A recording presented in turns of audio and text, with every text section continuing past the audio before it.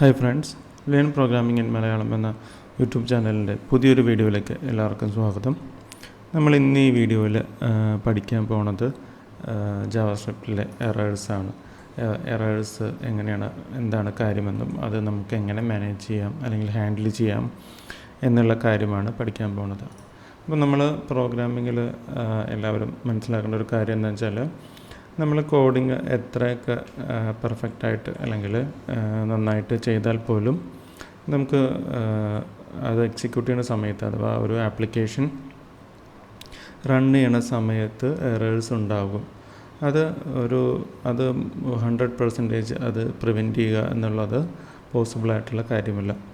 അപ്പോൾ ഇങ്ങനെ എറേഴ്സ് ഉണ്ടാകുന്ന ഒരു സിറ്റുവേഷനിൽ നമുക്ക് അതിനെ മാനേജ് ചെയ്യാൻ അല്ലെങ്കിൽ അതിൻ്റെ ഒരു ഇമ്പാക്റ്റ് കുറയ്ക്കാനായിട്ട് കുറച്ച് ഹെൽപ്ഫുള്ളായിട്ടുള്ള കാര്യങ്ങൾ എല്ലാ പ്രോഗ്രാമിംഗ് ലാംഗ്വേജിലും ഉണ്ട്. അപ്പോൾ അതാണ് നമ്മൾ ഈ ഒരു വീഡിയോയിൽ പഠിക്കാൻ പോകുന്നത്. അപ്പോൾ ആദ്യം തന്നെ നമ്മളൊരു ബേസിക്കായിട്ടുള്ളൊരു എക്സാമ്പിൾ, എറർ ഹാൻഡ്ലിംഗ് ഇല്ലാതെ നമ്മൾ റൺ ചെയ്യുന്നു.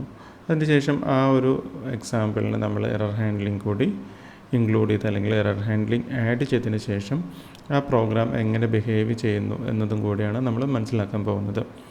ഞാനിവിടെ ഒരു വേരിയബിൾ ഡിഫൈൻ ചെയ്യുന്നു. അപ്പോൾ ആ ഒരു വേരിയബിൾ എന്ന് പറയുന്നത് ഒരു JSON ഡാറ്റയാണ്. അപ്പോൾ ആ JSON ഡാറ്റയ്ക്ക് ഒരു കീ ഉണ്ട്, നെയിം എന്ന് പറയുന്ന കീ. അപ്പോൾ അവിടെ ഒരു വാല്യൂ ഞാനിവിടെ കൊടുക്കുകയാണ്. അപ്പോൾ അത് നമ്മളിവിടെ ക്ലോസ് ചെയ്യുന്നു. ഇതൊരു വാലിഡ് ആയിട്ടുള്ള ഒരു JSON സ്ട്രിങ് ആണ് ജാവാസ്ക്രിപ്റ്റിലെ. പിന്നെ ഇതിനെ നമുക്ക് ഒന്ന് ഡാറ്റ, അതായത് JSON ഒബ്ജക്റ്റിലേക്ക്, സ്ട്രിങ്ങിൽ നിന്നും JSON ഒബ്ജക്റ്റിലേക്ക് പാഴ്സ് ചെയ്ത് നോക്കാവുന്നതാണ്. അപ്പോൾ അതിന് നമ്മൾ ആദ്യമായിട്ട് ചെയ്യുന്നത് എന്താണെന്ന് വെച്ചാൽ, പുതിയൊരു വേരിയബിളിലേക്ക് ഈ ഒരു പാഴ്സിങ് ചെയ്യുന്നതാണ്. അപ്പോൾ JSON ഡാറ്റ പാഴ്സ് ചെയ്യണമെങ്കിൽ JSON.parse എന്ന് പറയുന്ന ഒരു ഫംഗ്ഷനാണ് ജാവാസ്ക്രിപ്റ്റിൽ യൂസ് ചെയ്യേണ്ടത്. അതിൻ്റെ ഇൻപുട്ടായിട്ട് ഒരു JSON സ്ട്രിങ് വാല്യൂ ആണ് നമ്മൾ ഇൻപുട്ടായിട്ട് കൊടുക്കുന്നത്. ഇത്രയും കൊടുത്തു കഴിഞ്ഞാൽ ആ ഒരു ഡാറ്റ പ്രിൻ്റ് ആക്കാൻ അല്ലെങ്കിൽ ഒരു ജാവാസ്ക്രിപ്റ്റ് ഒബ്ജക്റ്റായിട്ട് കൺവേർട്ട് ആവുന്നതാണ്. പിന്നെ നമുക്ക് വേണമെങ്കിൽ ഇതൊന്ന് പ്രിൻ്റ് ചെയ്ത് നോക്കാവുന്നതാണ്. നമ്മളിവിടെ ജാവാസ്ക്രിപ്റ്റിലെ document.getElementById എന്ന് പറയുന്ന ഒരു പ്രോപ്പർട്ടി യൂസ് ചെയ്തുകൊണ്ട് നമ്മളിവിടെ ഒരു HTML ഒരു p ടാഗ് ഇവിടെ ഡിഫൈൻ ചെയ്ത് വെച്ചിട്ടുണ്ട്. അപ്പോൾ അതിലേക്ക് ഇതിൻ്റെ വാല്യൂ നമ്മൾ പ്രിൻ്റ് ചെയ്യാൻ അല്ലെങ്കിൽ കാണിക്കാനാണ് നോക്കുന്നത്. അപ്പോൾ അതിൽ നമുക്ക് കൊടുക്കാവുന്നതെന്ന് വെച്ചാൽ, ആ ഒരു യൂസറിൻ്റെ നെയിം നമുക്ക് പ്രിൻ്റ് ചെയ്യാനായിട്ട് നോക്കാവുന്നതാണ്. ഇത് നമുക്ക് ആദ്യമൊന്ന് ട്രൈ ചെയ്ത് നോക്കാം. അപ്പോൾ ഇതിൽ എറർ ഹാൻഡ്ലിങ്ങൊന്നും ഇല്ലാത്ത ഒരു നോർമൽ കോഡാണിത്. ഇതിനി നമുക്കൊന്ന് ട്രൈ ചെയ്ത് നോക്കാം. ഇത് ട്രൈ ചെയ്യുമ്പോൾ നിങ്ങൾക്ക് കാണാൻ കഴിയും, ഇവിടെ കൃഷ്ണ എന്ന് പ്രിൻ്റ് ആയിട്ടുണ്ട്. അപ്പോൾ ഈ ഒരു കേസിൽ നമുക്ക് എറേഴ്സ് ഒന്നും തന്നെ അടിച്ചിട്ടില്ല. കൺസോൾ നോക്കിയാലും നിങ്ങൾക്ക് മനസ്സിലാവും എല്ലാം കറക്റ്റായിട്ട് തന്നെ വർക്കായിട്ടുണ്ട്. പക്ഷേ ഇതിലൊരു പ്രോബ്ലം വരാനുള്ള സാധ്യതയുണ്ട്. അതായത് നോർമലി ഈ ഒരു JSON ഡാറ്റ നമ്മളിപ്പോൾ ഇവിടെ ഒരു വേരിയബിളിൽ നിന്നാണ് കൊടുത്തിരിക്കുന്നത്. പക്ഷേ റിയൽ ഒരു ആപ്ലിക്കേഷനിൽ ആ ഒരു JSON ഡാറ്റ വരുന്നത് എന്ന് പറഞ്ഞാൽ, ഒന്നില്ലെങ്കിൽ ഒരു ഡാറ്റാബേസിലെ ഒരു API കോളിൽ നിന്നോ അല്ലെങ്കിൽ ഒരു എക്സ്റ്റേണൽ APIസിൽ നിന്നൊക്കെ ആയിരിക്കാം ആ ഒരു ഡാറ്റ നമുക്ക് കിട്ടുന്നത്. അപ്പോൾ അങ്ങനെ വരുന്നൊരു കേസിൽ ഇപ്പോൾ നമ്മളൊരു API വിളിക്കുന്ന സമയത്ത് നമുക്ക് എറേഴ്സ് അടിക്കാൻ ചാൻസ് ഉണ്ട്. അല്ലെങ്കിൽ ആ വരുന്ന JSON ഡാറ്റ ചിലപ്പോൾ കറക്റ്റ് ഫോർമാറ്റിൽ ആവണമെന്ന് നിർബന്ധമില്ല. അപ്പോൾ അങ്ങനെ വരുന്ന കേസിൽ ഈ ഒരു പ്രോഗ്രാം, ഇപ്പോഴത്തെ ഒരു കോഡ് ഫെയിൽ ആവുന്നതാണ്. അപ്പോൾ അതിൻ്റെ ഒരു ബേസിക് ആയിട്ടുള്ളൊരു എക്സാമ്പിൾ നമുക്ക് നോക്കുവാണെങ്കിൽ, ഇതിൻ്റെ ഒരു സിൻടാക്സ് ഞാനിവിടെ ഒരു ഡബിൾ കോഡ്സ് റിമൂവ് ചെയ്യുകയാണ്. അപ്പോൾ ഈ ഒരു സിൻടാക്സ് ഇപ്പോൾ കിടക്കുന്നത് എന്ന് പറഞ്ഞാൽ ഒരു വാലിഡ് ആയിട്ടുള്ള ഒരു JSON സ്ട്രിങ് അല്ല. കാരണം ഈ നെയിം എന്ന് പറയുന്ന ആട്രിബ്യൂട്ടിൻ്റെ വാല്യൂ ഒരു സ്ട്രിങ് ആണ്. പക്ഷേ ആ ഒരു സ്ട്രിങ് ഇവിടെ ഓപ്പൺ ചെയ്തിട്ടുണ്ട്, പക്ഷേ ക്ലോസിങ് ചെയ്തിട്ടില്ല.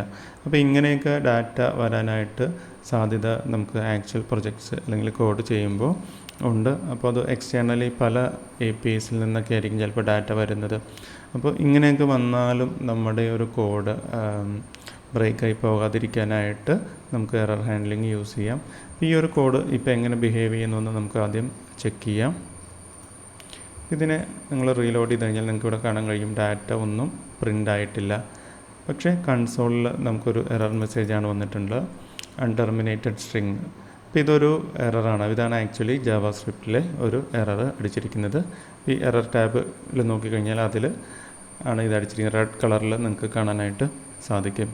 അപ്പോൾ ഇത് ഔട്ട്പുട്ട് യൂസ്ഫുൾ ആയിട്ടുള്ള ഒരു ഔട്ട്പുട്ടും ബ്രൗസറിൽ വന്നിട്ടില്ല.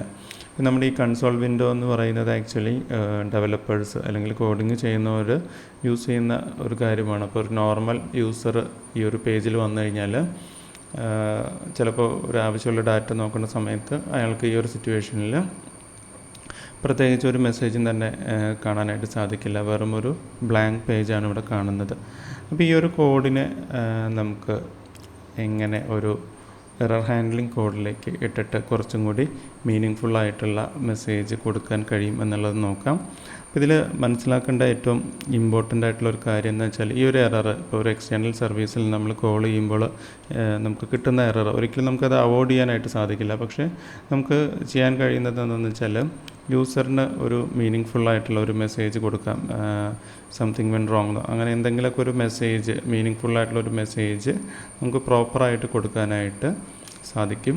അപ്പോൾ അതിൻ്റെ സിൻടാക്സ് നമുക്ക് ആദ്യം നോക്കാം. അതിനുശേഷം ഈ ഒരു കോഡ് അതിലേക്ക് ആഡ് ചെയ്യുന്നതാണ്. അപ്പോൾ അതിൻ്റെ ഒരു ജനറൽ സിൻടാക്സ് എന്ന് പറയുന്നത് ഈ ഒരു രീതിയാണ്. നമ്മൾ ട്രൈ എന്ന് പറയുന്ന ഒരു ബ്ലോക്ക് കൊടുക്കുന്നു.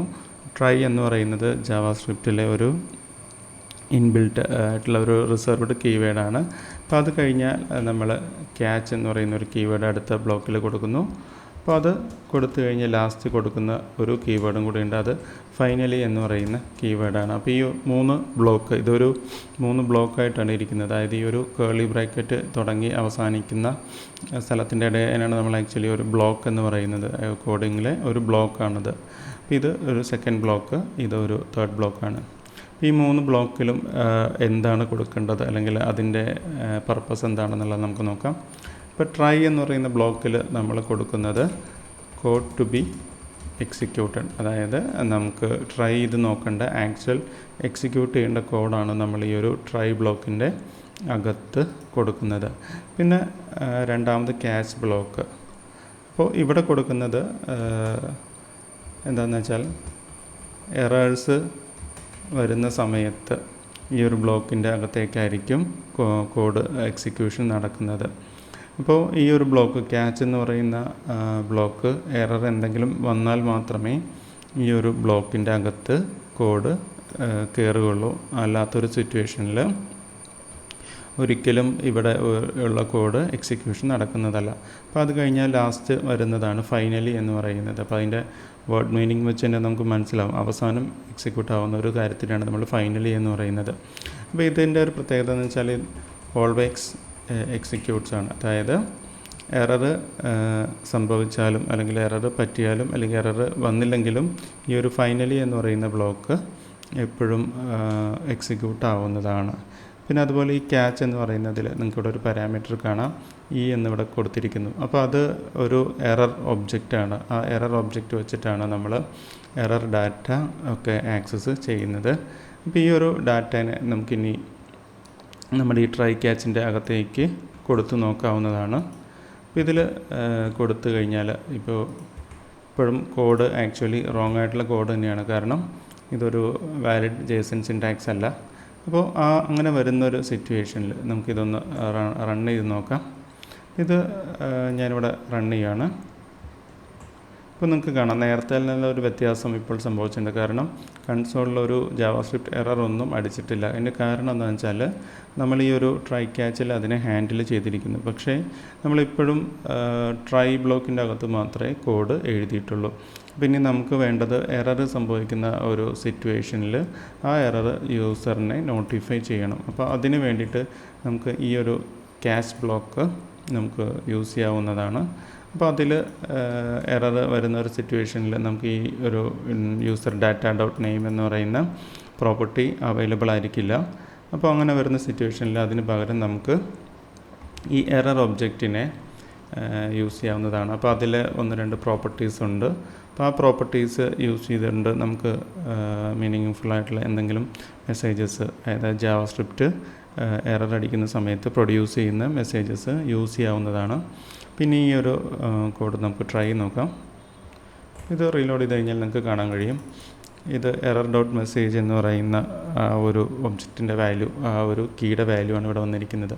അപ്പോൾ ഇതൊരു ടെക്നിക്കൽ എററാണ് ആക്ച്വലി. അപ്പോൾ ഈ ശരിക്കും പറഞ്ഞാൽ ഈ ഒരു എറർ ഒരു നോർമൽ എൻഡ് യൂസറിനെ സംബന്ധിച്ചോളം ഇതൊരു ഹെൽപ്ഫുള്ളായിട്ടുള്ള ഒരു മെസ്സേജ് ആണെന്ന് നമുക്ക് പറയാൻ കഴിയില്ല. കാരണം ടെക്നിക്കൽ അല്ലാത്ത ഒരാൾ വന്നു കഴിഞ്ഞാൽ ഈ ഒരു മെസ്സേജ് വായിച്ചാൽ നമുക്ക് പ്രത്യേകിച്ച് ഒന്നും തന്നെ മനസ്സിലാവില്ല. അപ്പോൾ ഈ എറർ എന്ന് പറയുന്നതിനകത്ത് നമുക്കിതുപോലെ മറ്റു പല കീസ് ഉണ്ട്. എറർ ഡോട്ട് നെയിം എന്ന് പറയുന്നതാണ് മറ്റൊരു കീ. അപ്പോൾ അതിൽ എന്ത് ടൈപ്പ് എററാണെന്ന് നമുക്ക് പറഞ്ഞു തരും. അപ്പോൾ ഇതിൽ നിങ്ങൾക്ക് സിൻടാക്സ് എറർ എന്ന് കാണാനായിട്ട് സാധിക്കും. അപ്പോൾ അതിനെപ്പറ്റി നമ്മൾ മറ്റൊരു വീഡിയോയിലായിരിക്കും പിന്നീട് എപ്പോഴെങ്കിലായിരിക്കും പഠിക്കുന്നത്. അപ്പോൾ ഇതിലിനി നമുക്ക് ചെയ്യാൻ പറ്റുന്നൊരു കാര്യം എന്ന് പറഞ്ഞാൽ നമുക്ക് വേണമെങ്കിൽ യൂസറിന് ഈ ഒരു എററിന് പകരം യൂസ്ഫുൾ ആയിട്ടുള്ള എന്തെങ്കിലും മെസ്സേജ് ഇങ്ങനെ കൊടുക്കാവുന്നതാണ്. ഇപ്പോൾ ഒരു യൂസർ ഒരിക്കലും ഒരു ടെക്നിക്കൽ എറർ കാണേണ്ട ആവശ്യം ആപ്ലിക്കേഷനിലില്ല. അപ്പോൾ ശരിക്കും ആ എററൊക്കെ നമ്മൾ ചെയ്യുന്നത് ഒന്നില്ലെങ്കിൽ നമ്മളതിനെ കൺസോളിലേക്ക് പ്രിൻ്റ് ചെയ്യുകയോ അല്ലെങ്കിൽ ആ ഒരു എറേഴ്സിനെ നമ്മൾ സെർവറിലേക്ക് സെൻഡ് ചെയ്തിട്ട് ഒരു ഡെവലപ്പറിനെ അല്ലെങ്കിൽ ഒരു ടീം ഡെവലപ്പ് ചെയ്യുന്ന ആളുകളെ നോട്ടിഫൈ ചെയ്യുകയാണ് ആക്ച്വലി ചെയ്യുന്നത്. അപ്പോൾ കാരണം അങ്ങനത്തെ ഡെവലപ്പേഴ്സ് അല്ലെങ്കിൽ ആ ഒരു കോഡിങ് ചെയ്യുന്നവർക്കാണ് ഈ എറർ, ടെക്നിക്കൽ എറർ കിട്ടിക്കഴിഞ്ഞാൽ അത് ഫിക്സ് ചെയ്യാനോ അല്ലെങ്കിൽ അതിനെപ്പറ്റി എന്തെങ്കിലും ചെയ്യാനായിട്ട് സാധിക്കുകയുള്ളൂ. അപ്പോൾ ഇതൊന്ന് നമുക്ക് ട്രൈ ചെയ്ത് നോക്കാം. ഇപ്പോൾ ഇതെടുത്തു കഴിഞ്ഞാൽ നിങ്ങൾക്ക് കാണാൻ കഴിയും. ഇപ്പോൾ നമുക്ക് നേരത്തെ ട്രൈ ബ്ലോക്ക് കൊടുക്കുന്നതിന് മുമ്പ് ഇവിടെ ഒരു ബ്ലാങ്ക് പേജാണ് വന്നിരുന്നത്. ഇപ്പോൾ നിങ്ങൾക്ക് കാണാൻ കഴിയും something when wrong please try again എന്ന് പറയുന്ന ഒരു മെസ്സേജ് വന്നിട്ടുണ്ട്. കാരണം ഈ ഒരു എറർ എന്ന് പറയുന്നത് നമുക്കൊരിക്കലും അവോയ്ഡ് ചെയ്യാനായിട്ട് സാധിക്കില്ല. അപ്പോൾ അങ്ങനെ വരുന്ന സിറ്റുവേഷൻസിൽ നമുക്ക് ചെയ്യാവുന്നത് എന്ന് പറഞ്ഞാൽ യൂസറിന് ഒരു മീനിങ് ഫുള്ളായിട്ടുള്ള മെസ്സേജ് കാണിക്കുക എന്നുള്ളത് മാത്രമാണ് നമ്മുടെ അതിലുള്ള ഓപ്ഷൻസ്. അപ്പോൾ നിങ്ങൾ പല സൈറ്റ് എടുത്തപ്പോഴും ഇങ്ങനത്തെ പല എറേഴ്സും കണ്ടിട്ടുണ്ടാവും. പക്ഷേ ഈ കൺസോൾ വിൻഡോയിലാണ് നമ്മളിപ്പോൾ ഈ എറർ പ്രിൻ്റ് ചെയ്യിച്ചിരിക്കുന്നത്. നമുക്കിതിനെ വേണമെങ്കിൽ ഒരു ജാവാസ്ക്രിപ്റ്റ് അജാക്സ് ഒക്കെ യൂസ് ചെയ്തിട്ട് വേണമെങ്കിൽ സെർവറിലേക്ക് സെൻഡ് ചെയ്യാനോ അല്ലെങ്കിൽ സെർവറിൽ സെൻഡ് ചെയ്തതിന് ശേഷം ഇമെയിലായിട്ട് ഡെവലപ്പറിന് നോട്ടിഫൈ ചെയ്യാനോ ഒക്കെ സാധിക്കും. അപ്പോൾ അത് കഴിഞ്ഞ് നമ്മളിപ്പോൾ ഈ ക്യാച്ച് ബ്ലോക്കും കഴിഞ്ഞ് നെക്സ്റ്റ് നമ്മൾ പറയാൻ ഉദ്ദേശിക്കുന്നത് ഫൈനലി എന്ന് പറയുന്ന ഒരു ബ്ലോക്കാണ്. അപ്പോൾ ഈ ഒരു ബ്ലോക്കിൽ നമ്മൾ നേരത്തെ പറഞ്ഞു ഏറ്റവും അവസാനം എക്സിക്യൂട്ട് ആവുന്നത് കോഡാണ് ഈ ഒരു ബ്ലോക്കിലുള്ളത്. അപ്പോൾ അത് എറർ അടിച്ചാലും അല്ലെങ്കിൽ എറർ അടിച്ചില്ലെങ്കിലും ഈ ഒരു ബ്ലോക്ക് റൺ ആവുന്നതാണ്. അപ്പോൾ നമുക്ക് ഇതും കൂടി ഒന്ന് ട്രൈ ചെയ്ത് നോക്കാം. ഇതിപ്പോൾ നിങ്ങൾക്ക് കാണാൻ കഴിയും ഫൈനലി എക്സിക്യൂട്ടഡ് എന്ന് പറഞ്ഞ് വന്നിട്ടുണ്ട്. അപ്പോൾ ഇത് ഇങ്ങനെയാണ് ഈ ഒരു ട്രൈ ക്യാച്ച് ഫൈനലി എന്ന് പറയുന്ന ഈ ഒരു സിൻടാക്സ് നമ്മൾ യൂസ് ചെയ്യുന്നത്. പിന്നെ നമുക്ക് ഈ ഒരു സിൻടാക്സ് എറർ ഫിക്സ് ചെയ്തിട്ട് എറർ ഇല്ലാതെയും കൂടി ഈ ഒരു കോഡ് ട്രൈ ചെയ്ത് നോക്കാവുന്നതാണ്. ഇത് ഞാൻ റീലോഡ് ചെയ്യണം. അപ്പോൾ നിങ്ങൾക്ക് കാണാൻ കഴിയും ഇവിടെ ഇപ്പോൾ എറർ കൺസോളിൽ എററൊന്നും വന്നിട്ടില്ല. ഈ ഒരു name data dot name print ആയിട്ടുണ്ട്. അതുകൂടാതെ ഫൈനലി എന്ന് പറയുന്ന ബ്ലോക്കും എക്സിക്യൂട്ട് ആയിട്ടുണ്ട്. അപ്പോൾ ഇത് കൂടാതെ നമുക്ക് വേണമെങ്കിൽ ഫോഴ്സ്ഫുള്ളി എറർ ട്രിഗർ ചെയ്യാനായിട്ട് ജാവാസ്ക്രിപ്റ്റിൽ സാധിക്കും. അതായത് നമ്മൾ മാനുവലി എറർ ട്രിഗർ ചെയ്യുക എന്നാണ് അതിന് പറയുന്നത്. അതിന് യൂസ് ചെയ്യുന്നത് ത്രോ എന്ന് പറയുന്ന ഒരു കീവേഡാണ്. അപ്പോൾ അതിൽ നമുക്ക് എറർ എന്ന് പറയുന്ന ക്ലാസ്സിലേക്ക് ഒരു